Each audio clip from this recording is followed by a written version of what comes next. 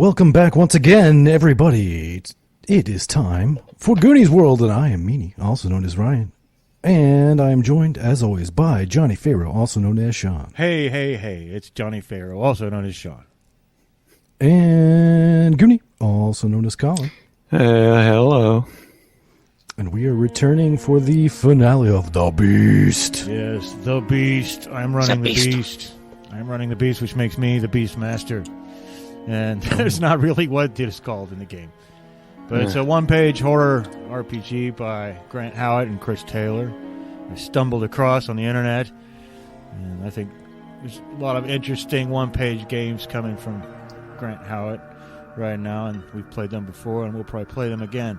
I'm not going to bother recapping The Beast, though, except to say, hey, it's Austria. It's the 1750s. There's a beast on the loose, terrorizing the village of Wolfsburg and taking away young girls. And the Baron has hired some men to deal with it. If you want to know more, go back and listen to the previous 2 episodes. Anyway, you guys, Ludwig, Ryan, and Dagobert, Colin, have just finished dealing with the Devil Child. You've put that solution. You've put the Devil Child in the ground and learned from its mother some of the weaknesses of the beast. And I believe you are headed back to the village of Wolfsburg to marshal your resources and carry out your plans.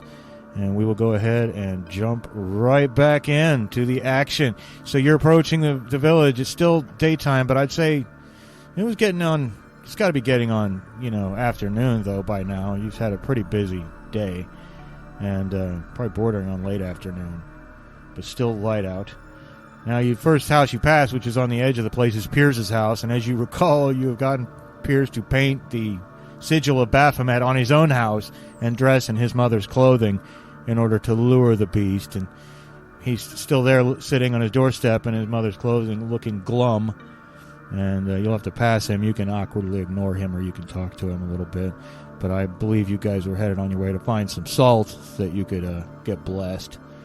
And still a drizzly day, so even though it's daylight out, it's definitely gloomy and dark. And all the people of the village are tense, because they're all afraid their daughters are the ones who will be taken by the beast. So what do you guys do? So, approximately how long would it take to get to the old ruins or whatever where the beast supposedly lives? Well, they're not far away, but I picture them as being at least like an hour's walk, something like that. Okay, because if I recall, we had learned that the beast is also particularly weak to sunlight or something. So that's right. I was thinking approaching there during the day rather than waiting. For him to come to Piers' house might be a smart way to go. Yeah, I mean, we should take advantage of that weakness. However, I did just hear Sean say it's gloomy out, so I don't know how much sunlight there is. We'd actually be able to use the sun if the clouds are in the way. Well, that's good thinking, but I'm certainly not going to be that guy who takes a weakness of the monster and then, completely negates it by saying it's too cloudy. Okay, I didn't know if there was a certain, something else we had to do to the UV percentage. Say a prayer to open up the clouds or something. Well, that's a great idea, but no, as long as it's technically daytime, I think you're okay. Probably all right on the light front. But I'd say you get maybe 3-4 hours of daylight left tops, And but no, the fortress is not far away. People don't not go there because of its remoteness, but because of its evil reputation. And again, it's really old. It's pre-Roman, so its foundations. And it's fortified again by Charlemagne. But it's close enough that Piers could stroll to it in the morning, to make sketches of it, which is where he first encountered the beast. But yeah, Piers, again, looking glum as you pass him. But he doesn't try to initiate conversation with you unless you want to talk to him. He's feeling sorry for himself. He's deep in his feelings right now. He's full of self-loathing. You know that much already. And now he's humiliated.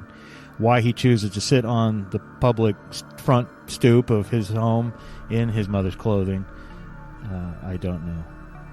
But some self-imposed penance. Yes, he's feeling the shame. He wants to embrace it so much because he knows he's done very bad. Embrace the shame, Piers. Embrace the shame.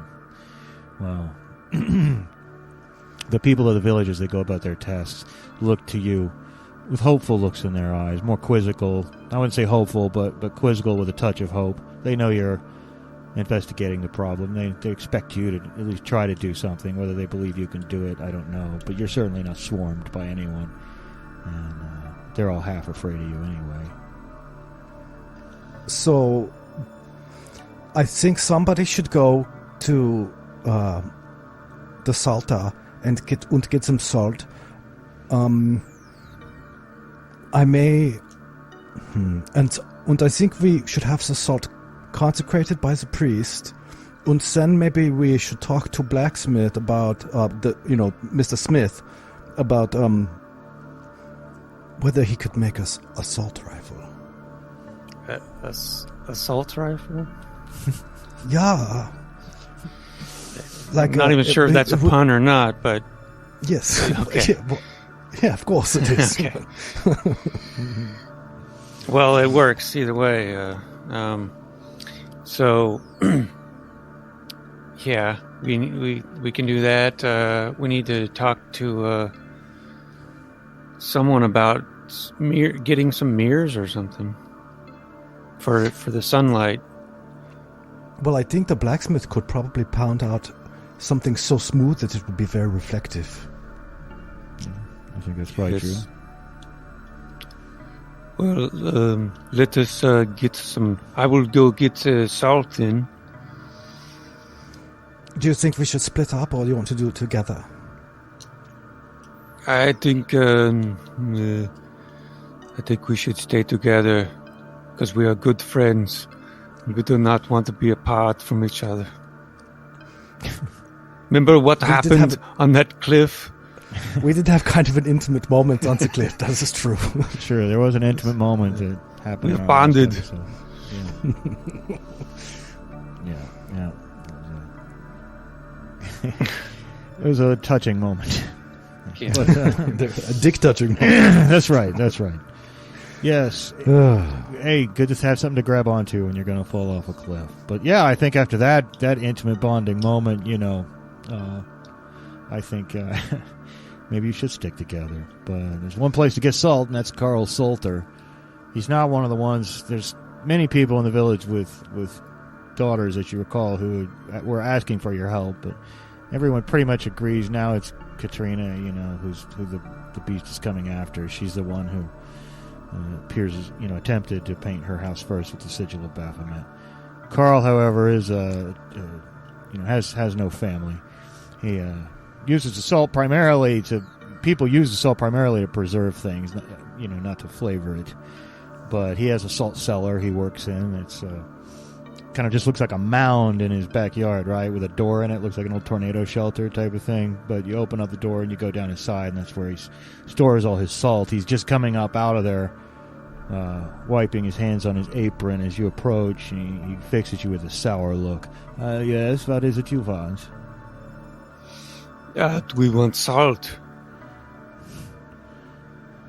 And I am here to sell everyone salt who comes by. You're eating in the Baron's kitchens, are you not? Eating very nicely in the Baron's kitchens? What do you need salt for? Well, we are tasked with killing the beast, and we now have some information that salt might be effective as a weapon against him. Salt? Yes, but we have to get it blessed by a priest. And I would hope you would do your part to help your village out and give us some salt. Of course I will do my part, but I must make sure you're not going to throw this away uselessly. I saw you've been talking to Piers all the time. I certainly hope that Piers is not your expert on what will harm the beast and what will not. No, we have another source that is more credible than Piers. Oh? Well, what about you pretty man? He says, looking at Ludwig. Who's this source of yours? Well, of course, we went out and talked to the old crone that had the devil baby. And then we had to kill the devil baby because it was not destroyed originally. What? And then I had to bury it. It had two heads, and we had to bury the heads, and I had to give a very emotional and poignant speech at its, burial. This is serious news. I was there 30 years ago. And that I always knew they should have completely burned and destroyed that devil baby instead of just burying it in a shallow grave. It must have pretended to be dead and then crawled its way out. And you say you have destroyed it? Yeah?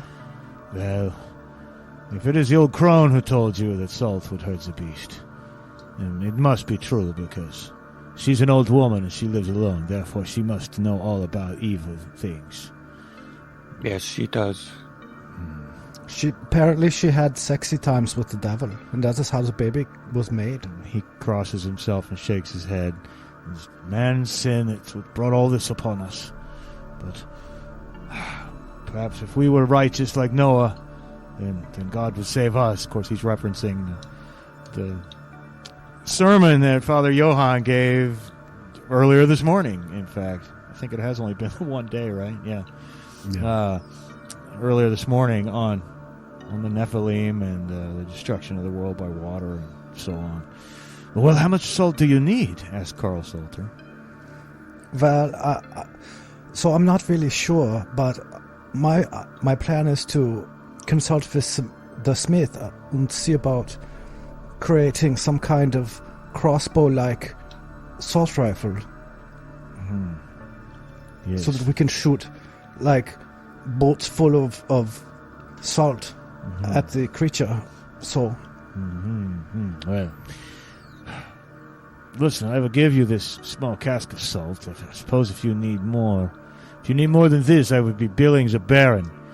And I don't really know how salt comes, but I'm picturing this like slightly football-sized little barrel you can hold under one arm, and it's a lot of salt and something like that, I would guess.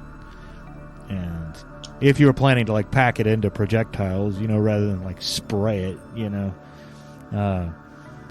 so. Well, I really want the salt to penetrate the meat. Yes, you must penetrate meat. You must penetrate. Good penetration is so very important. But, well, like I say, if you need, this represents a significant sacrifice on my part, and I am happy to do my part, as you say. But anything more than this, we will have to talk to the Baron, and I will be billing him. I think this would be sufficient. We only have to make a few projectiles, and I think that that would be sufficient, especially if we get enough penetration of the salt. That should weaken the beast quite significantly, I would think. I hope so, for this curse is long lain with this village. Very well. God go with you, then. Very well. Thank you, sir. Yes.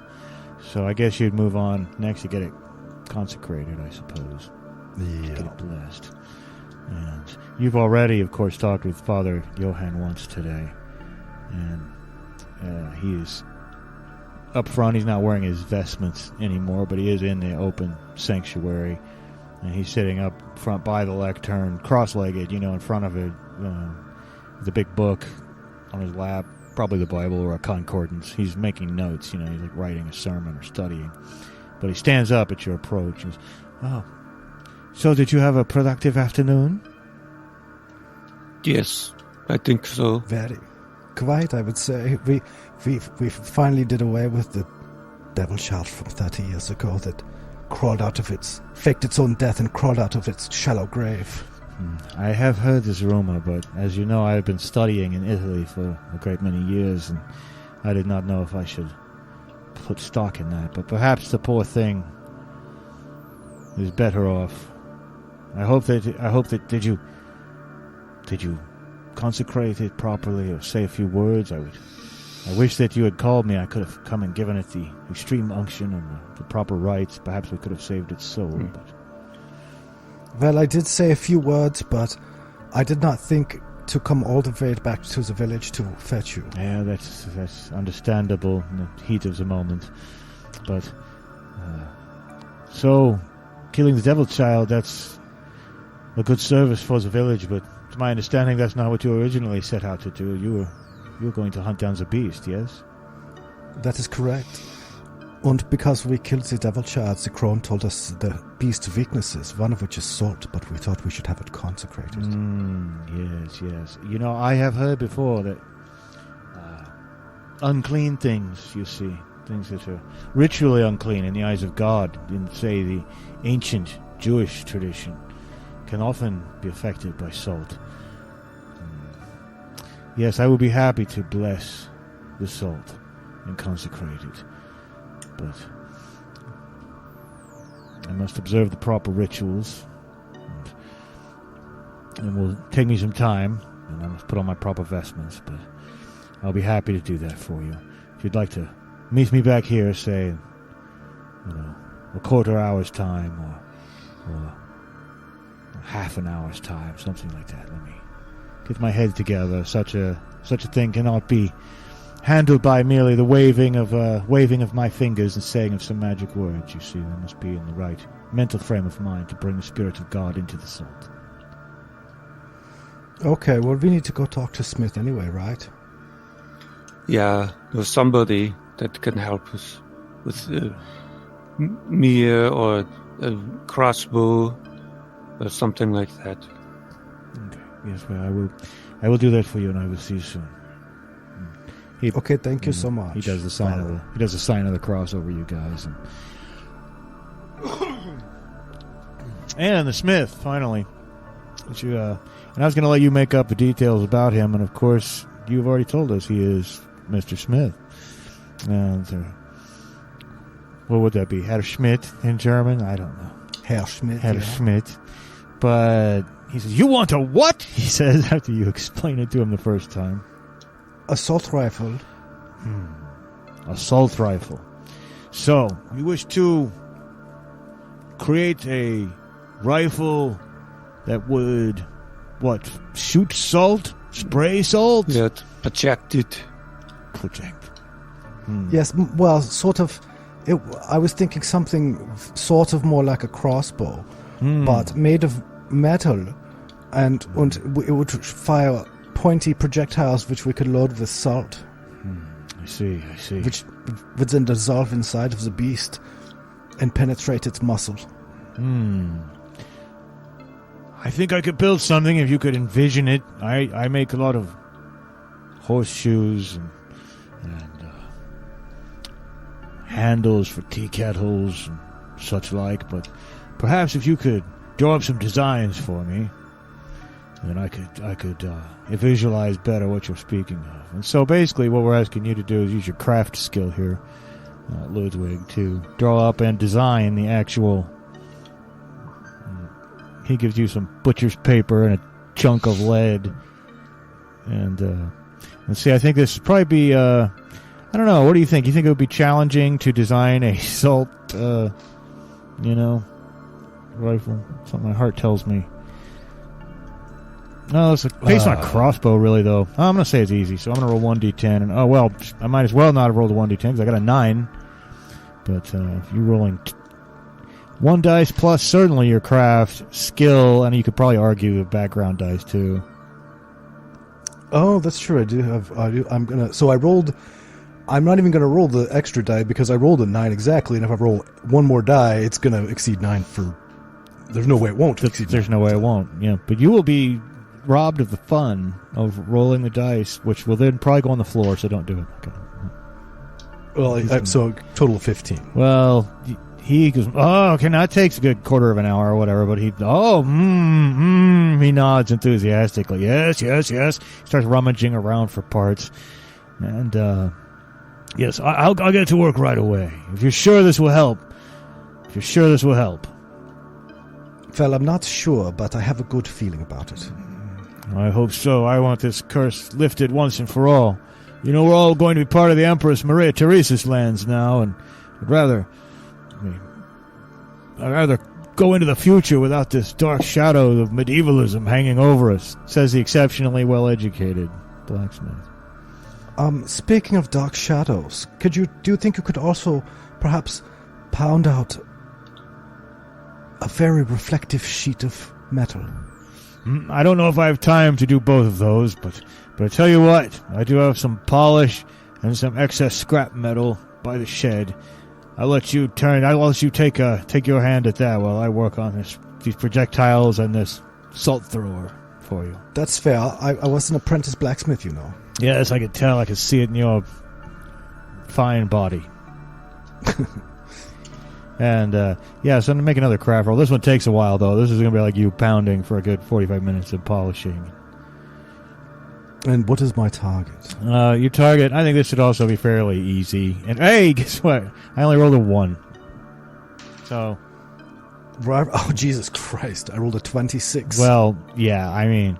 God, for such a huge difference, we have to assume this is just like almost as perfect as a regular mirror. I mean, it is just absolutely, it catches whatever light there is. And that's good. I was worrying that this wasn't going to be good enough. I thought maybe we'd have to find an actual mirror, but in this year, I don't know how good mirrors actually were.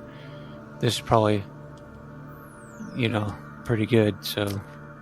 Yeah, it certainly will reflect the light. I mean, I don't know how perfect. Like when you look in it, it might look a little funhouse mirror-ish. I don't know. It's not like but right. I mean, I assume it's not going to be good for reflecting images that look great, but in terms of reflecting light, it should be. Sure. Yeah, you feel really confident about it. And it's a very successful visit to the Smiths, but it takes up a lot of time, and you really only feel like you maybe got about an hour of daylight left.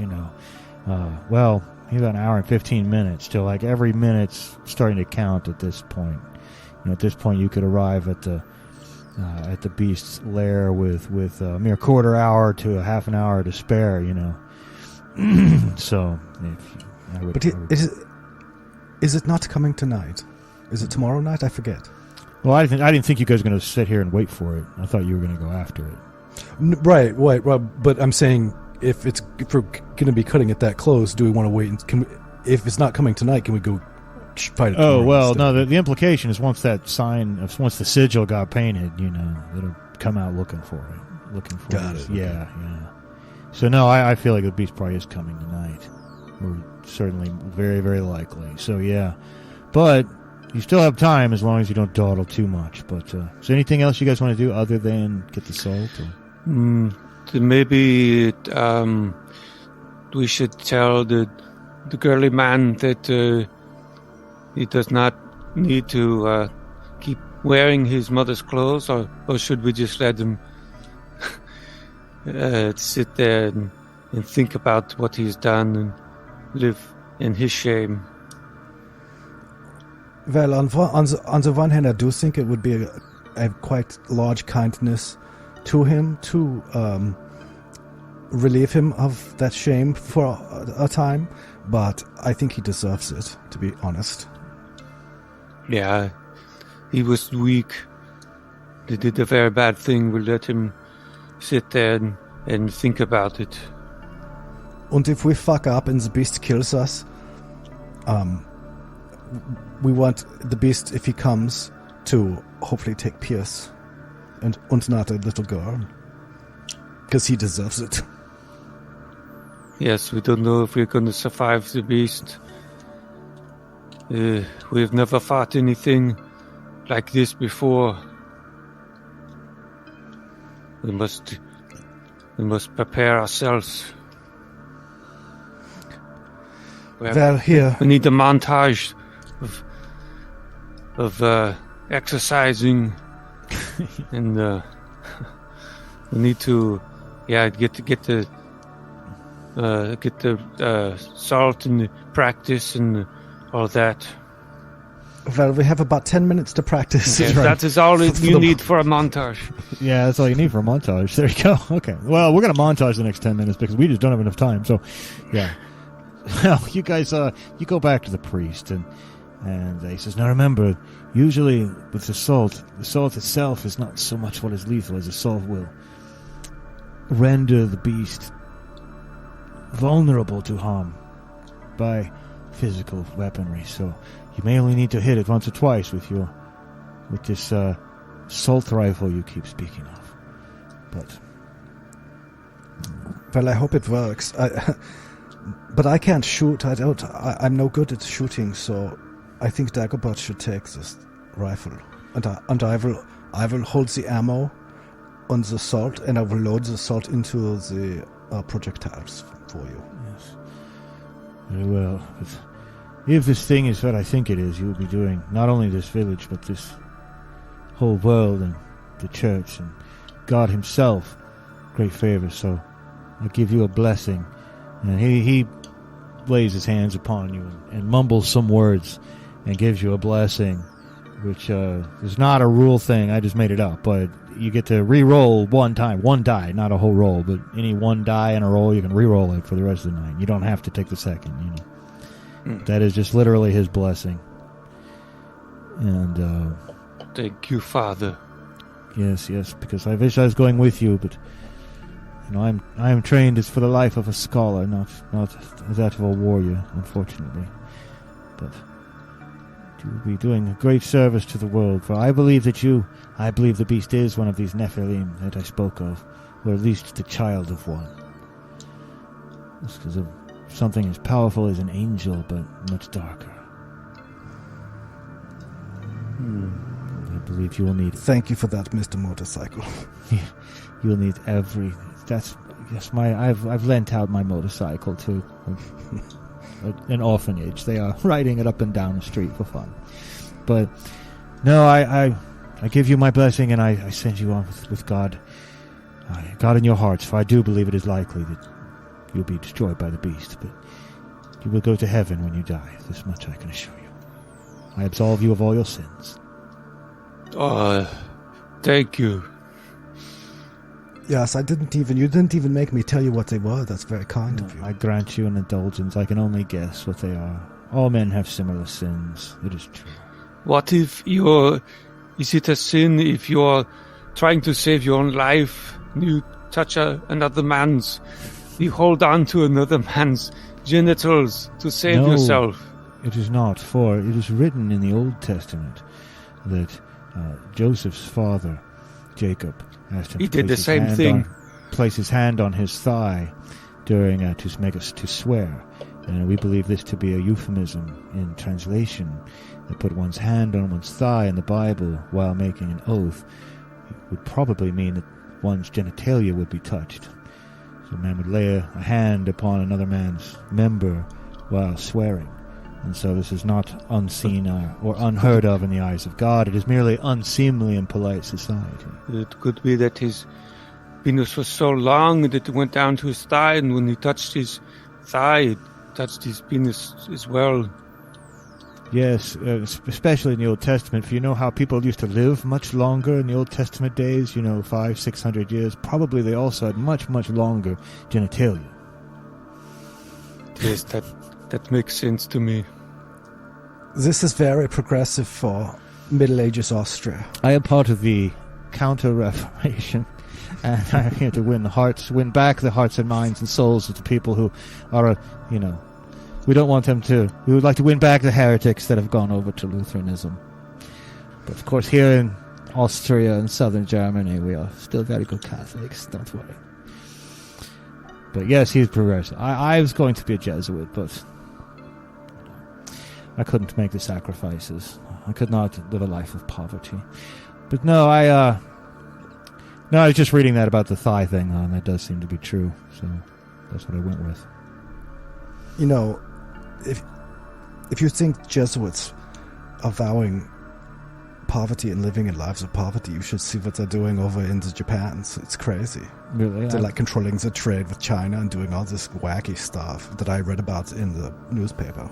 I would very much like to go visit the Japans, and I'm glad that our Jesuits are doing good work over there, but if they are enriching themselves, then that is most unseemly. I'm sure the Pope would never countenance such a thing if he knew about it. Oh, surely not, yeah. Because he's not a greedy shithead either. No, it's totally not like that. No. And even if he was, God works through greedy shitheads just as easily as he works through good men. So, yes. In the Bible, men like King David and could very much be thought of as very sinful and wicked men. But I am taking up all your time with theological matters, and I did not mean to do this. So again, let go with my blessing, and go with peace in your heart regarding your necessary touching of one another's genitalia. I don't need to know the details. Well, I didn't get to touch yours yet. No, you can't. We are the forgiven. Now you don't need to do it again. I didn't do it the first time. I know, but you just let it be. We don't need to do it, and then we'd have to get blessed again. Once is enough. Okay, but the scriptures do say an eye for an eye and a tooth for a tooth, and by implication, with my progressive interpretation of the scriptures, I believe that you are required by biblical law to touch each other on the penis. Well, yes, I guess if I have done it, then you must do it perhaps, as well. Perhaps you only feel awkward about it because it has not been reciprocated. As wacky as this world is, the priest really doesn't go that far down the rabbit hole in this conversation with you. And when pointing out that, he's taken up perhaps enough of your time, he goes ahead and sends you off. The salt has presumably been blessed. And in whatever way, he probably didn't do anything to it. He doesn't want you to think that there's some ritual involved. But or he's like really a Satan worshiper and he like imbued it with Satan power or something. Yeah, he did. Cursed it or something. Yeah, if you shoot the boost with it, it'll make the beast like stronger, it'll grow larger. And but I believe did you guys say you want to stop by and talk to Piers? I don't think so. I think we want to punish him in case we get killed by the beast, and the beast will come take him. Okay, and not the girl. Okay. Well, did you guys want to gather any more muscle or do anything else before you leave the village and go looking for the beast? Well, if I could find my old friend that I used to pal around with, this guy, he was crazy. He was a thug. Yes, the gregarious thug who's a friend of yours. Yeah. What was his name? I'm totally throwing you guys on the spot. We know Mr. Schmidt was the one. Well, in this game, you get like a little background ally, and they're here to help you. They're here to provide a benefit, like making weapons for you in Ludwig's case. And what's your gregarious thug buddy's name? Fritz. Fritz, of course it is. Fritz. And everybody loves Fritz. He's gregarious. He's a good guy.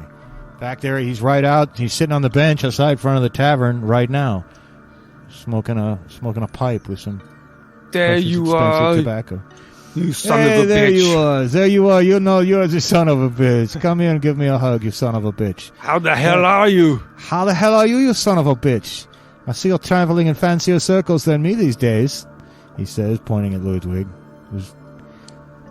Yeah, he's kind of a girly man, but he can handle himself, and I can handle him. Sometimes you definitely can handle me. This is true. Sometimes some of the girly men make the strongest fighters because you're not expecting them to hit so hard. And of course, it's not about the size and the bulk of a man, like I've told you before, but how well they can apply the muscles that they do have. But, hey, listen, everyone here says that you came into town to go after the beast. I haven't seen you since the days in Fieldorf, of course, but what, are you a holy warrior now? Are you a fearless monster hunter? Are you a witch killer now? How did you get into this line of work? I just take job offers as they come, just travel around and like a vagabond. But if I kill the beast, then I will call myself a monster hunter. But we did kill one beast, so I guess that we are doing that now. So, we are still noobs. Yes. Well, I am a noob when it comes to beast hunting, but my favorite thing to hunt, of course, is the wild boar. You need a nice big boar spear for something like that, a nice big cross piece. That's what I have. Listen, it's leaning up inside. Let me show you. And he brings out this great big, 12-foot long spear with a great big crossbar behind the point that they use to, stick a boar from a ways back, and the crossbar is there so the boar can't crawl up and he's got one of those. But so maybe if you're going to hunt a beast, friend, I suggest you use one of these. Did you come here to borrow this from me? I came here to ask for your help. Maybe we could use your company. Maybe you'd come along and help us. Of course, I would have been hurt if you had only wanted me for the Borscht beer. Going after a beast, hey? Well, I don't know. We're going to need all the help we can get. It will be very dangerous, and we might not come back. Well, perhaps if I were to die fighting the beasts, then perhaps my sins would be forgiven, because they are very long. I have a very long list of sins. You know about many of them. I have the same sins as you, many of them, and we have been absolved by the priest for our sins, for our duty, and I think you will be forgiven as well if you come with us. Yeah, by implication, that would mean that I also would be. Yes. Even dick touching is forgiven. Dick touching is forgiven? Yes. So we can... There's, anything in the past that might have happened, anything in the future even that happens. You have an indulgence that covers future crimes? That, my friend, is an amazing... That is an amazing indulgence. Well, if I was on the fence at all, the dick touching thing would have. I went to some strange parties in the Fieldorf days, as you know. So I'll be happy to go with you and your pretty friend to fight the beast. Thank you. Is it like as you guys are walking now? He's like, so is it like a bear? No, I think it is like a Nephilim or a Seraphim or one of those things from the Bible. A Nephilim? Do you mean the giants that Father Johann spoke of? Is it a giant? Well, I think it was tall. I don't know if it was a giant, but it could be a relative of a Nephilim, or but we know it has black skin. Well, I will go with you. I always thought it would be like an animalistic creature. That's how I always imagined it.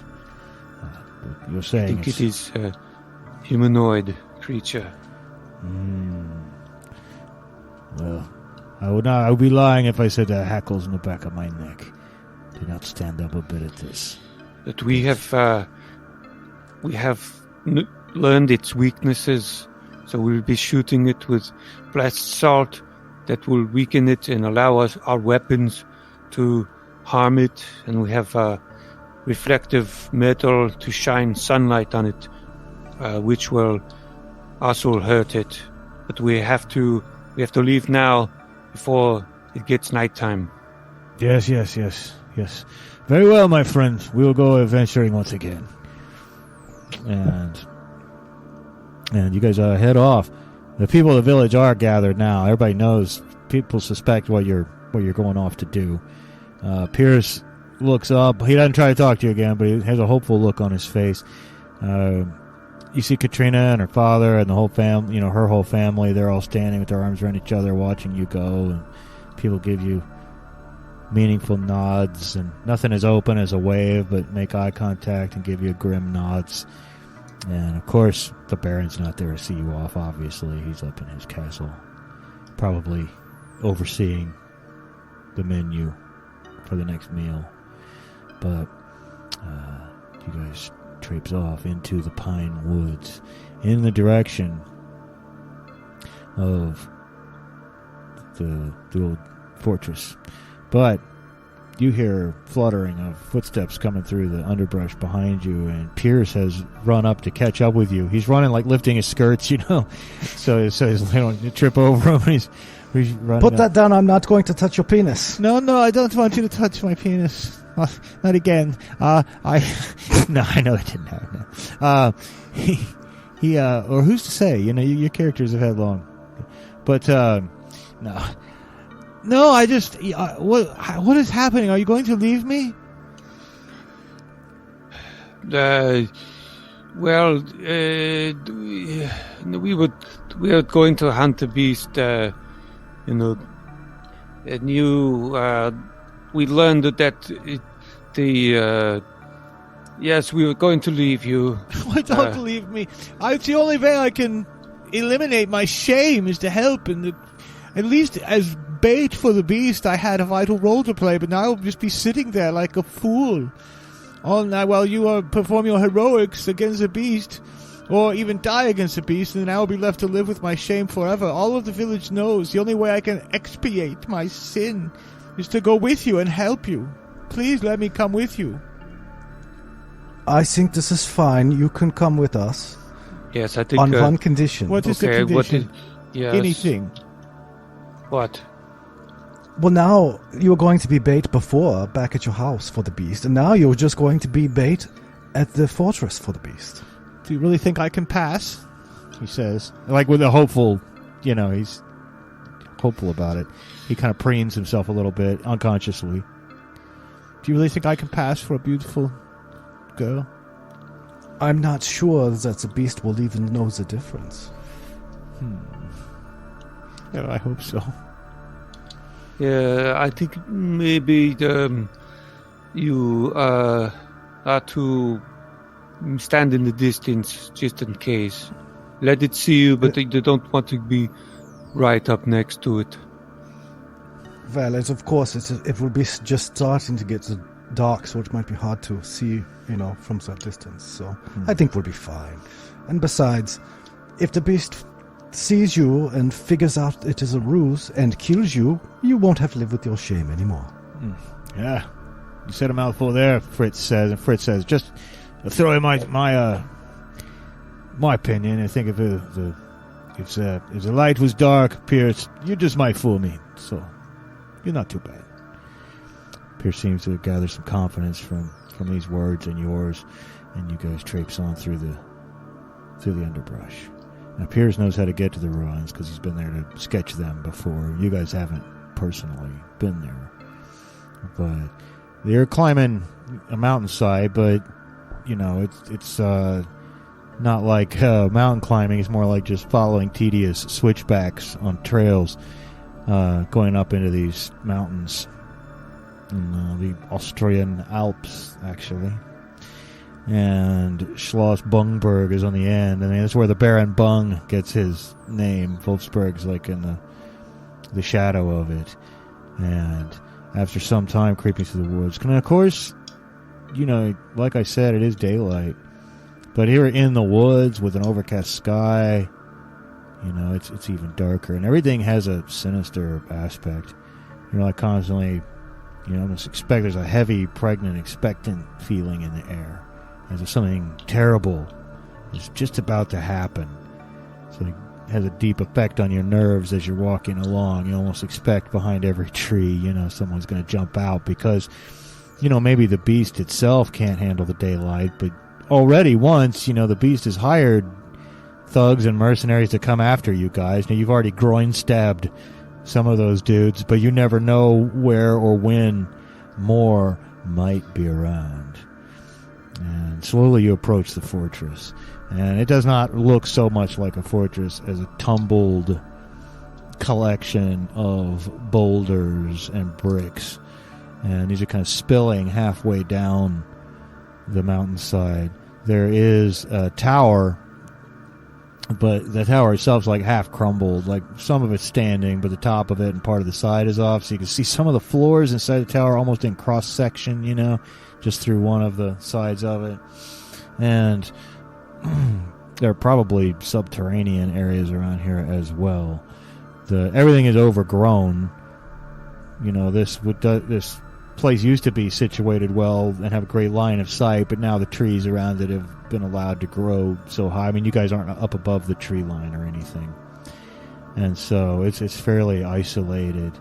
And very wild. Is definitely returned to nature. There's great big carpets of moss all over everything, and there's just enough daylight though that it almost looks pleasant. It almost looks pretty, even for all its sinister reputation. And you can see why Piers might have been moved to sketch it. Can't you see why I would be moved to sketch it? Piers says as you guys say. Yes, it is very striking. But we must never forget this is the domain of the beast. We must be ready. How you find the beast in all that great tumult of stone? I think the three of us should hide and wait for an ambush with the loaded assault rifle. And then you go and just kind of stand and then call to the beast. Tell it you have come from the village to offer yourself. I don't know. You can do it. You can do this. You have to lure the beast to you. You cannot be scared. I mean, you can be scared, but you have to have courage. And you have to stand there. But I don't have courage. I don't. You have to, or you would not be. You will live the rest of your life in shame. But surely the beast will not come out in the daylight. But we have to. That's true. We will have to. I would have to be very, very charming. I don't think I'm that charming. Ah, damn. I think you're right. We would have to go in and set up an ambush inside. And then I will wait outside with the reflector so that I can reflect light into the darkened area. Yes. I think that is what we must do. We have to get us. One of us, you, will have to stand and hold it just the right angle to reflect the sun right at the beast in this darkened layer. Well, says Fritz, it looks like the only place to get in around here is in the first few floors of that tower. Unless there are sinkholes into the ground. Everything else seems tumbled down. To the tower, then.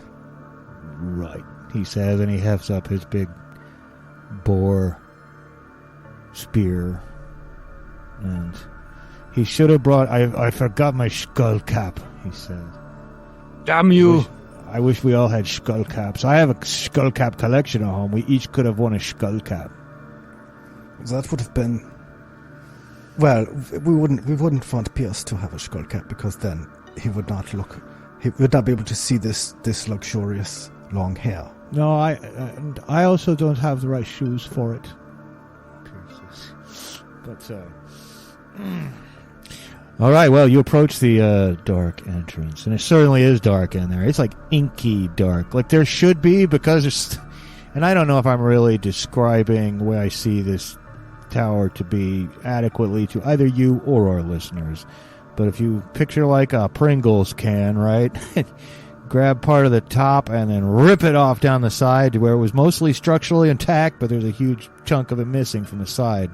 And you can see like a couple of floors inside there, right? It's like a big chunk of wall missing. Like the thing was struck by lightning but didn't all fall down.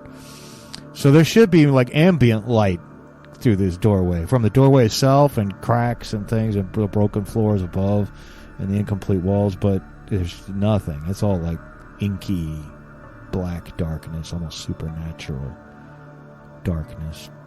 And Piers gulps. And that's what I should... You want me to go in there and call the beast? Well, we have to, I think, go in. I will accompany you, and Fritz will come with us. That's and Ludwig right. will have to stand outside, just outside the door. Okay. It's sure dark in there.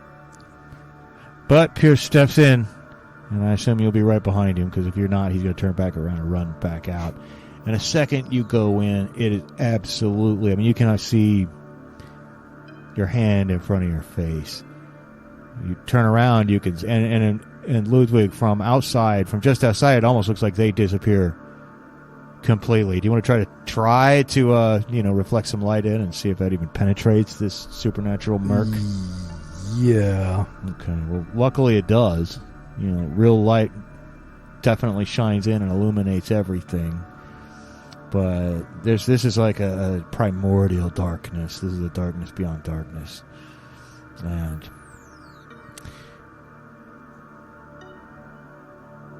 I am here to offer myself as a sacrifice to the beast. The boy paid a design on my house, and I asked him what it was for, and he has come out to me.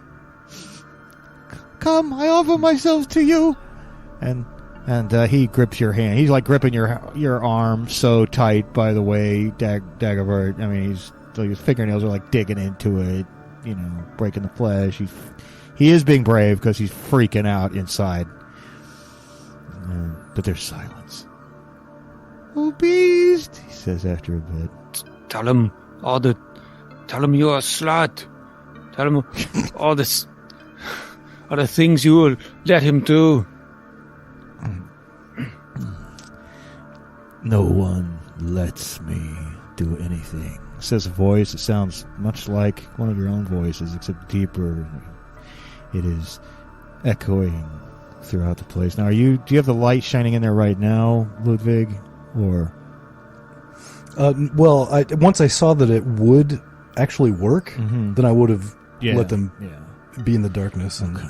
Well, during that brief flash, you guys did see there were some stairs going down, like beneath the level of the structure, and you can hear ever so slight, not footsteps, but almost like a noise, like the sound of a gown being dragged on the floor behind her, like a blanket being dragged or something like that. You can hear that sound coming up the stairs, you guys, and you can hear her breath, deep breath, and penetrating the gloom, well, when nothing else, in here does, smoldering coal red eyes open up in front of you, and they rear up to about, taller than you, maybe 7.5 feet off the ground as far as you can tell. It's all still pitch blackness, and you can even feel, you can almost feel Fritz trembling next to you, and the voice sounded very calm. No one lets me do anything. I do as I please, for I am as a son of God. I am an angel. You are nothing. And I see through your cheap trick. Do you think I cannot smell you, boy? Now you will all die for this outrage. And light in. And light shines in. I'm not going to make you roll for that or anything, but you guys see the thing, and it is exactly as they've described you, as you've heard it described to you, like jet black skin, like black as night, and eyes like glowing coals, which you could already see, a long mane of like white hair. Beautiful creature, though, like a really, almost looks like a inversion of what you'd picture of an angel, right? And what you've heard that they've been, like a color inversion, right? And you've heard a negative image. Yeah, like a negative image. Thank you. And you've heard it described as being wrapped in a leather cloak, but it actually has wings that are spread out on either side of it. The creature itself is naked and gloriously so. It's a beautiful specimen. But the second that happens, it hisses, and it pulls one of its wings over its face and cringes and hides and staggers backwards just a little bit. But in order to, do anything about it, you have to rush out and into the sun to grab you. Now, you know that the sunlight weakens them. It doesn't defeat them, but normally the beast would be rolling a d20, when it would strive against you. But because of its weakened state, it has to drop a die type because of all its light shining on it. And it's down on d10s right now, just like you guys are. And I would say in that moment that it had to pull its wing over its face, to shield itself from the light.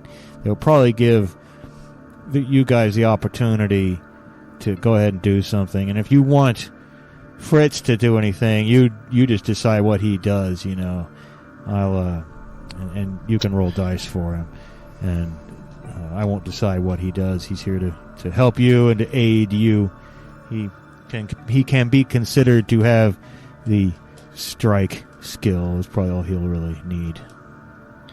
Well, I'm gonna say, "Here, Dagobert," and I'm gonna underhand toss one of the salt-filled projectiles. Okay. Yeah, I was just about to. Yeah, I think we need to do this before I do anything else. So I'm going to shoot some salt at it. Yeah, because if what the priest said was correct, all you really got to do is hit it once. What this will do is make it vulnerable to even your normal weapons, if only you can hit it with the salt and dissolve some salt in its bloodstream. Absolutely. Let's go for it. And All right. That would be shoot. that would be shoot, but this is a challenging task. This is the beast we're talking about. Yeah. So, yeah. In fact, we won't make it hard, but it's certainly challenging. All right. And yeah, that means I got to roll for a target number, don't I? Which I got 2 5s, a 10. Could be worse. I have a 13. Hey, guess what? You thought you heard screams before. This scream that the beast gives out, it's not that it's so much that it's high pitched, which it is, and you're not expecting that. It's not so much that it's really, really, really loud, like as loud to you in this cave as like a jet engine or a passing train would sound to us. It's like a terrible, terrible, otherworldly scream. Like this thing's existing in other dimensions, and some of that stuff's coming through this scream.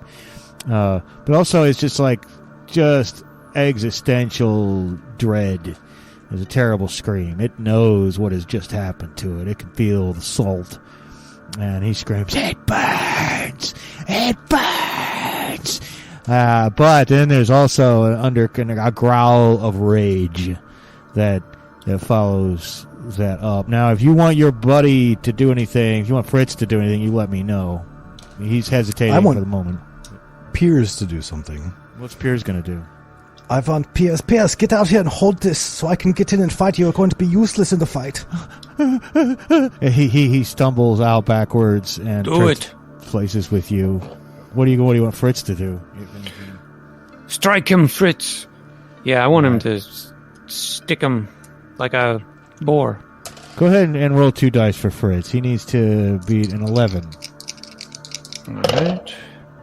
Oh, 10. Well, he tries, but the thing whisks realizing it's going to have to endure a little bit of light, even though it's weakened, it whisks the obscuring wing away from its face, and in doing so, bats the incoming boar spear out of the way. And then what would you be doing? Well, actually, you were holding a thing. All that, you guys all basically went. Yeah. And so we need to give the beast his due, don't we?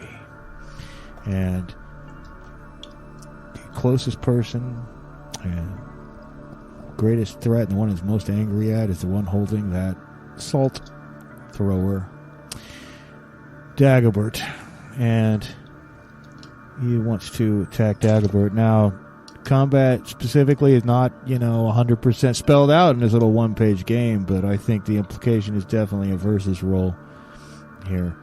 And he's rolled 2 dice. I need you to roll 2 dice, and we're going to see who can roll higher. But I got to warn you, I rolled very, very, very well on my 2 dice. I have a 16. If you can beat a 16, it basically means you're not going to, get hurt. 5. Well, you are certainly hurt. You are weakened. You have an injury. Put a little check mark or something somewhere. You are injured once, which could become a problem for you. Yeah, with its claws on its fingers, it rips into you. And then, Ludwig, what do? You had just run into the room and you see this happen to your friend. No, I can't let you do this. I must attack with my sword. Okay, bravely rushing in with your sword, you attack the creature. This time, I rolled 1 less this time. I rolled a 15 this time. I'm not even a 6. No, I rolled a 10. Okay. Oh, Okay. let's not forget our one roll. Yeah. Save Special it when you think it'll work, blessing. but yeah, let's not forget the blessing. Well, I would need to get to 10. Okay. So I have like a 10% chance Yeah. to succeed, so. Yes, God wants you to have better odds than that. God helps those who don't make foolish bets.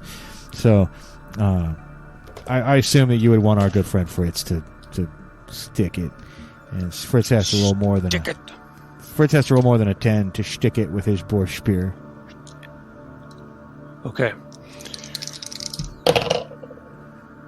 Oh man, I rolled a 10 exactly, which doesn't. Gotta be over. Does not cut the mustard or the beast, unfortunately.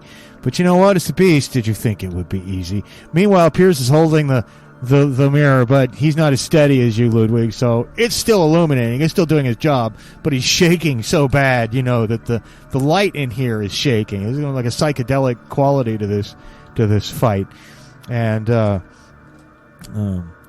think the only person who has not gone in this little go round has been our good friend Dagobert. He's been hit, but he hasn't done anything else. What do you do?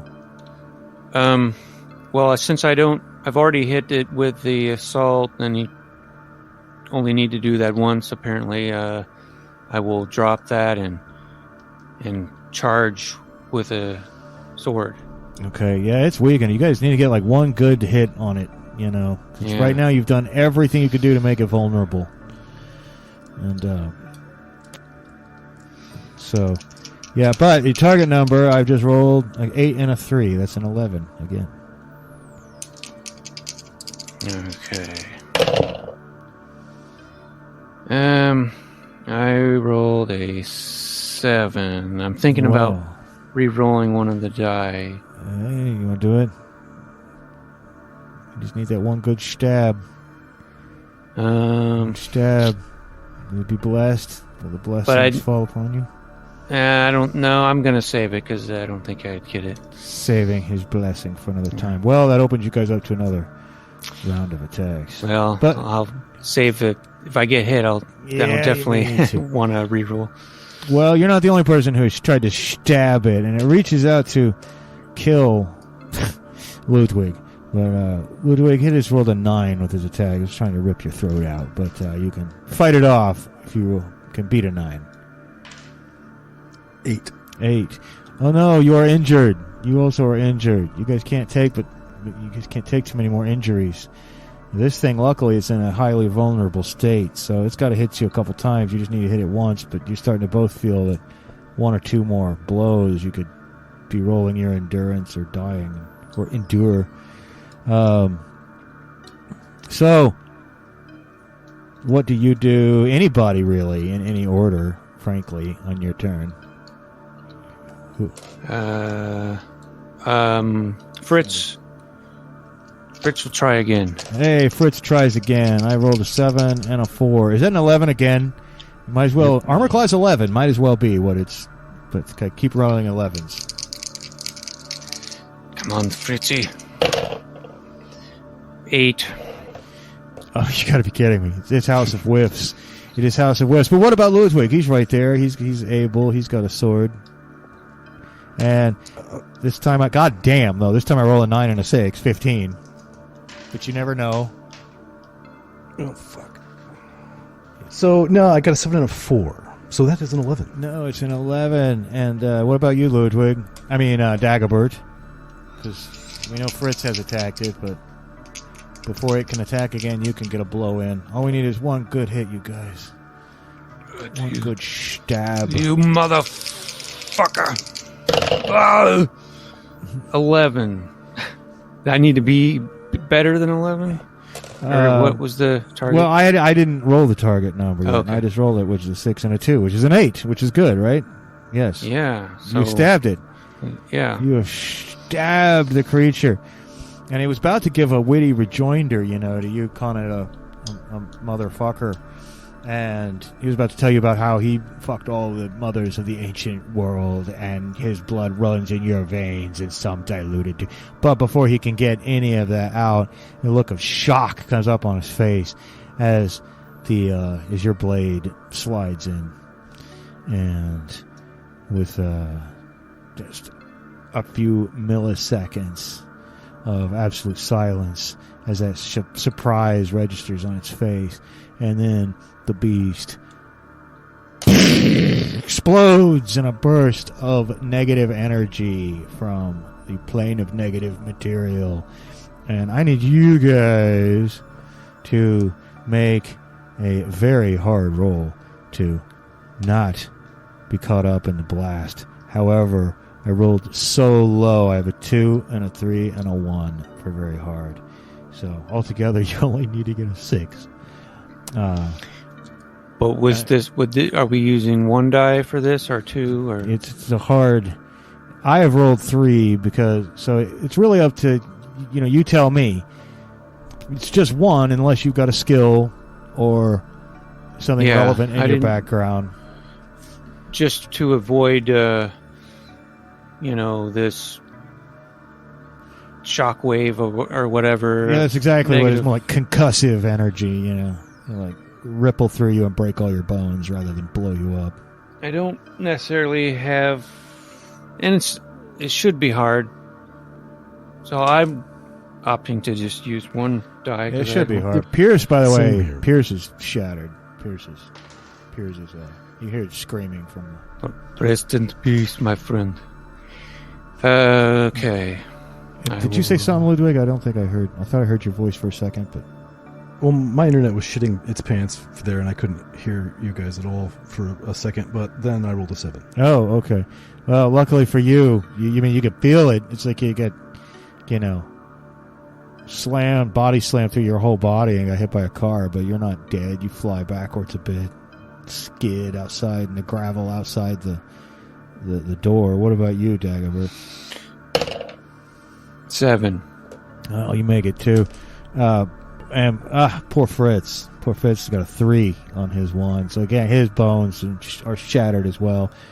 I was totally prepared to kill everybody here if that's what it came to, but you guys made it through. It was a very low roll of 6 on 3d10, which is lucky. But no, the beast, you can hear that scream kind of dying away as if someone is like a fade out, in a song. And there's like no remnants of the beast anywhere in that room when you shine the light back in. Now there's just the shattered bodies of your companions. And absolutely nothing. No sign that the beast itself was ever here, except for the rocks and pebbles and broken bits of things that were inside the room that got pushed out of the way by its wave of energy. Does after the beast explodes, does the supernatural darkness go with it, or? Yes, in fact, it does. It was a good detail. Thank you, because the darkness is just like a byproduct of creates its own darkness around it. It only drops it when it wants to. And of course, it's still by now, real night is falling, but there's enough ambient light, that purple twilighty stuff and gets in, and in the fading light of your fading reflected light, you can see. You feel pretty confident. Also, the whole mood changes, really. I'm not saying the flowers all around instantly start to bloom or anything like that, but I said earlier that this Schloss itself could be really pretty, if it's not so sinister, and suddenly it does seem a little bit prettier. And you look up and some fireflies return to the area, and you realize deep in your hearts that you have destroyed the beast, and you probably will get your 100 guilders from the Baron. And who knows, though, now that you have a reputation as fearless monster slayers, I'm sure the word will get out about the Devil Child, and it will certainly get out about the beast. The Empress Maria Theresa has taken over these lands. She's the Habsburg Empress.